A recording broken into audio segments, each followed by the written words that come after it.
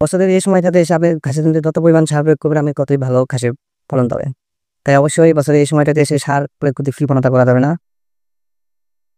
আসসালামু আলাইকুম। আজকে আমরা চলে আসলাম আমাদের ঘাসের জমিতে সার দেওয়ার জন্য। আমরা এখানে সার হিসেবে ১ম এ নিয়েছি ইউরিয়া। এরপরে আমরা এটা হালকা কিছু ড্যাপ মিশাবো। এখানে আমরা কিছু কালো সার ডিএপি মিশিয়ে দিলাম। যেটা নিয়েছি এটাকে বলা হয় সালফেট। এটা ছাড়া যদি আপনি ঘাসের জমিতে সার দেন তাহলে ঘাসের ফলন অতটা আপনি আশা করতে পারবেন না। কারণ অনেক সময় এটা ছাড়া সার ঘাসের জমিতে ধরে না, মিস হয়ে যায়। যার কারণে এটাও আমরা নিয়েছি। এগুলোকে আমরা সুন্দর করে একসঙ্গে মিক্স করে নেব যাতে আমাদের সেটাতে কোনো প্রবলেম না হয়। এই সময়টাতে এসে আপনি অধিক পরিমাণ ঘাসের ফলন পেতে হলে আপনাকে অবশ্যই ঘাসের জমিতে বেশি পরিমাণ সার দিতে হবে। কারণ বর্তমানে বৃষ্টিপাত নাই, শীতের আবহাওয়া। শীতের ভিতরে ঘাস এমনিতেই হয় না। তারপরে যদি সার কম দেন তাহলে আপনি ঘাসের ফলন পাবেন না।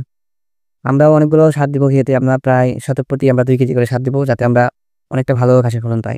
আসলে নিজের জমিতে ঘাস না থাকলে সেখানে আপনি গরু পালে লাভ করতে পারবেন না। ঘাস ছাড়া গরু পালন করে আসলে আপনি অনেকটা লসের সম্মুখীন হবেন। আমরা ঘাসের জমিতে অনেক পরিশ্রম করি, আমরা ঘাসের জমিতে অনেক সময় দিই, অনেকটা যত্ন করি।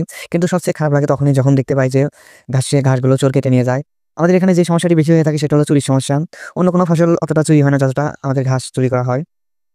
ঘাস চুরি করার এই দুঃখ বলে শেষ করা যাবে না। মানুষ যদি আড়ি করে আসলে তার আড়ির সাথে পেরে ওঠা অসম্ভব। আমাদের ঘাসের জমিতে সার দেওয়া শেষ।